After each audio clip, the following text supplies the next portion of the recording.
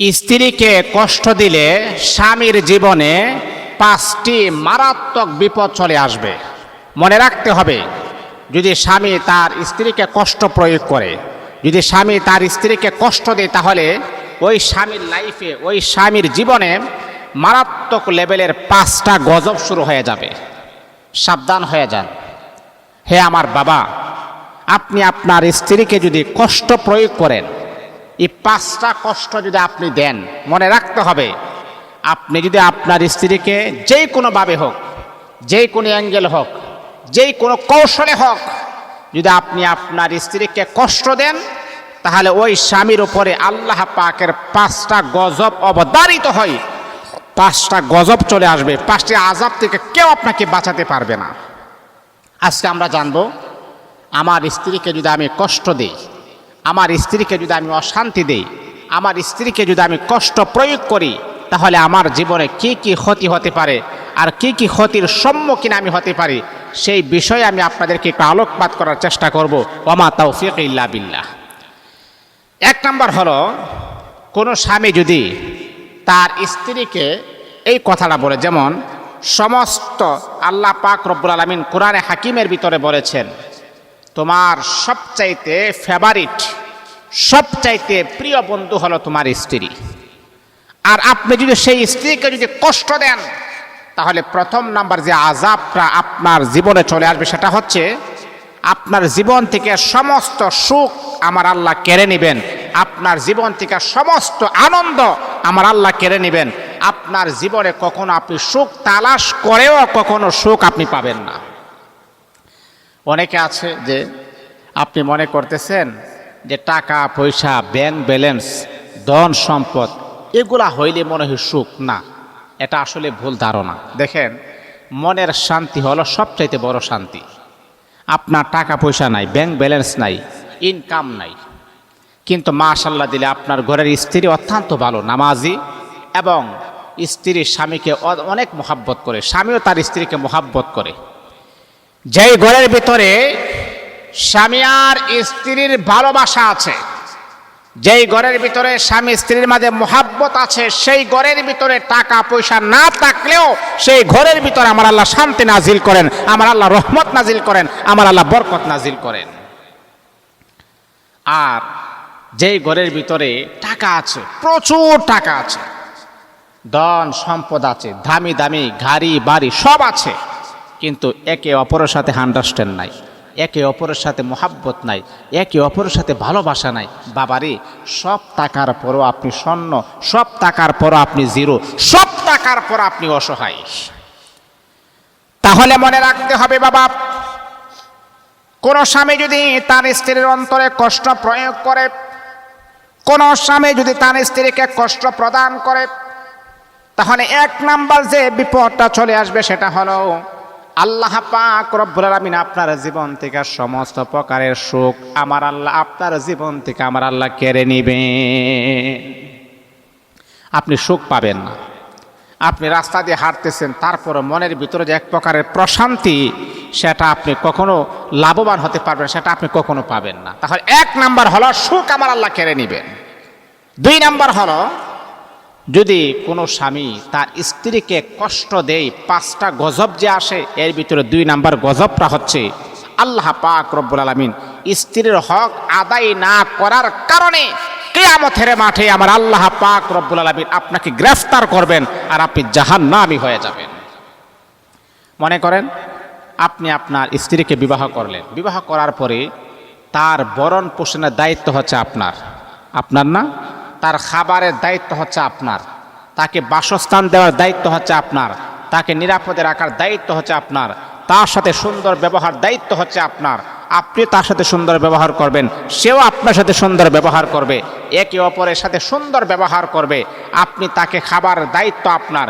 যদি আপনি এইগুলা যদি, এবং তার শারীরিক মানসিক সব দায়িত্ব হচ্ছে আপনার উপরে, আর আপনি যদি তাকে অবহেলা করেন, রাসূল আকরাম সাল্লাল্লাহু আলাইহি ওয়াসাল্লাম বলেছেন, স্ত্রী যদি হাসরের মাঠে আল্লাহ পাকের কাছে যদি আপনার বিরুদ্ধে বিচার দায়ের করেন, আপনার বিরুদ্ধে যদি আল্লাহ পাকের কাছে যদি কোনো নালিশ করে, তাহলে স্ত্রীর নালিশের কারণে আপনি গ্রেফতার হবেন, আপনি জাহান্নামী হয়ে যাবেন, কারণ আপনি স্ত্রীর হক আদায় করেন নাই। হকুল্লাহ আর হলো হকুল ইবাদ, একটা হলো বান্দার হক আর একটা হলো আল্লাহর হক। আল্লাহর হক হলো নামাজ পড়া। আল্লাহর হক হলো, আল্লাহ পাক বলে বান্দা তুমি আমার হক নষ্ট করেছো, বান্দা তুমি সুদ খেয়েছো, আমি আল্লাহ ইচ্ছা করলে তোমাকে ক্ষমা করে দিব। বান্দা তুমি নামাজ, মনে করো 5 ওয়াক্ত নামাজের ভিতর 1 ওয়াক্ত নামাজ তুমি পড়ো নাই, আমি আল্লাহ পাকের ইচ্ছা হলে তোমাকে ক্ষমা করে দিব। কিন্তু বান্দা তুমি যদি কোনো বান্দার হক নষ্ট করে থাকো, কোনো বান্দাকে যদি তুমি তার হক নষ্টের ব্যাপারে যদি তুমি সচেতন না থাকো, তাহলে ওই মানুষটা যতক্ষণ পর্যন্ত তোমাকে ক্ষমা না করবে, আমি আল্লাহ ততক্ষণ পর্যন্ত তোমাকে কখনোই আমি আল্লাহ ক্ষমা করব না। তাহলে বন্ধুরে আমার শোনো, অনেক সময় এমনও দেখা যায় ঘরের ভিতরে সুন্দরী রূপসী স্ত্রী থাকার পরে ওই স্বামীটা বাহিরে পরকীয়া করে, ওই স্বামীটা বাহিরে অন্য নারীদেরকে নিয়ে, বিভিন্ন রকমের অন্য নারীদেরকে নিয়ে তাদের সাথে জেনা করে, কিন্তু আপনার ঘরে স্ত্রী আসে, তার সাথে আপনি ঘুমান না। শারীরিকভাবে আপনি আপনার স্ত্রীকে কষ্ট প্রয়োগ করেন, শারীরিকভাবে আপনি আপনার স্ত্রীকে আঘাত করেন। মনে রাখতে হবে, আপনার স্ত্রী যদি তার অন্তর থেকে যদি কষ্ট পায় আর আপনাকে যদি ক্ষমা না করে, তাহলে আল্লাহ পাকের কঠিন আযাবের গ্রেফতার আপনি হয়ে যাবেন। তাহলে 2 নাম্বার হলো যে গজবটা আপনার উপরে চলে আসবে, যে আযাবটা আপনার উপরে চলে আসবে, সেটা হচ্ছে আপনি স্ত্রীর হক আদায় না করার কারণে তার পাওনা, তার প্রাপ্য আপনি আদায় করেন নাই, এটার জন্য আল্লাহর কাছে আপনি গ্রেফতার হয়ে যাবেন, আপনি জাহান্নামী হয়ে যাবেন। এটা হলো 2 নাম্বার।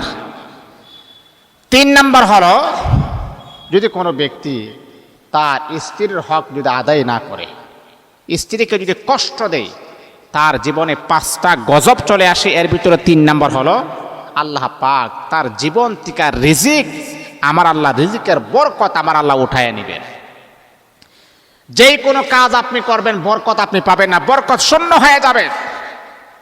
বরকত এতটাই ইমার্জেন্সি, বরকত এতটাই দরকার, বরকত এতটাই পাওয়ারফুল, বরকত এতটাই পাওয়ারফুল, এতটাই বরকতের প্রয়োজন, বরকতের দরকার। মনে রাখবেন, যেই ঘরের ভিতরে বরকত নাই, 1000 টাকা ইনকাম করার পরেও, লক্ষ টাকা ইনকাম করার পরেও সেই ঘরের ভিতরে কখনো শান্তি আপনি পাবেন না, কখনো রহমত আপনি পাবেন না, কখনো বরকত আপনি পাবেন না। তা আসলে বরকতটা আমরা অনেকেই বুঝি না। কেমন জানেন, আপনি লক্ষ টাকা ইনকাম করার পরও, 1000 টাকা ইনকাম করার পরও তারপর আপনার মনের ভিতরে হাই হতাশ, শূন্যতা বিরাজমান করবে। আমার জানে কি যেন নাই, আমার কি যেন নাই, আমার আরও লাগবে, আমার আরও লাগবে, কিন্তু আপনার মনের যে একটা তৃপ্তি, সেটা কখনো আপনি পাবেন না, কারণ বরকত শূন্য। এই জন্যে কোনো স্বামী যদি তার স্ত্রীকে কষ্ট প্রয়োগ করে, কষ্ট দেয়, তাহলে 3 নাম্বার তার যে আযাবটা শুরু হবে, তার কামাই রুজি ইনকামের ভিতর থেকে আমার আল্লাহ বরকতের নামে যে একটা নিয়ামত, সেটা উঠায় নেবে। 4 নাম্বার হলো যদি কোনো স্বামী তার স্ত্রীকে কষ্ট দেয়, তার স্ত্রীকে মারাত্মক লেভেলের আঘাত করে, এবং মানসিকভাবে হোক, শারীরিকভাবে হোক, সংসারে হোক, কথার মাধ্যমে হোক, যে কোনো মাধ্যমে হোক, তাহলে 4 নাম্বার হলো যে আপনি যে আপনার স্ত্রীকে কষ্ট দিচ্ছেন, মনে রাখতে হবে আপনি আপনার সন্তানকে নিয়ে একটু ভাবুন, আপনি আপনার মেয়েটাকে নিয়ে একটু ভাবুন। কেন বলছি কথাটা, আপনি যে নারীটাকে কষ্ট দিচ্ছেন সেও তো আরেকজনের বোন না? এবার তার গর্ভে থেকে আপনার সন্তান বের হবে, আপনার মেয়ে। আপনার মেয়েটাকে আপনি কলিজা দিয়ে মোহাব্বত করেন, আপনার মেয়েটাকে আপনি জীবন দিয়ে মোহাব্বত করেন, তাকে ভালোবাসেন। আপনার মেয়েটারও কিন্তু বিবাহ হবে।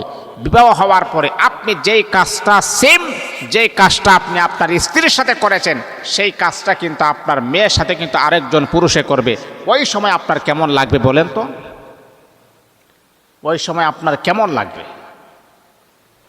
মনে রাখতে হবে বাবা, আল্লাহ পাক রব্বুল আলামিন কোরআনুল কারীমের ভিতরে আমার আল্লাহ বলেন, তুমি যদি আরেকজনের মনে কষ্ট দাও, তাহলে আল্লাহ পাক রব্বুল আলামিন এমনটাই করবে, তোমার মনে কষ্ট দেওয়ার জন্য আমার আল্লাহ প্রস্তুতি নেবেন।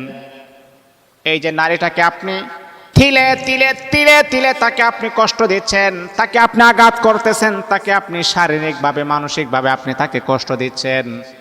এমনও হতে পারে আপনার মেয়ের সাথে যদি এমনটা ঘটে তাহলে আপনি কি করবেন? এই জন্যে বাবা আমি আপনাকে বলছি, ওই মেয়েটাকে কষ্ট যদি আপনি দেন তাহলে আপনার মেয়ের সাথেও কিন্তু এমনটা হতে পারে।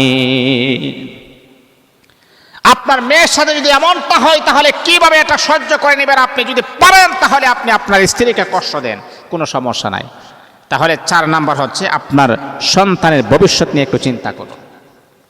5 নাম্বার হলো স্ত্রীকে যদি আপনি কষ্ট দেন, স্বামীর বিপদ, 5টা বিপদ চলে আসে। এর ভিতরে সর্বশেষ 5 নাম্বার হলো আল্লাহ পাক ওই গর্ভে আদর্শবান সন্তান কখনো আমার আল্লাহ দিবেন না।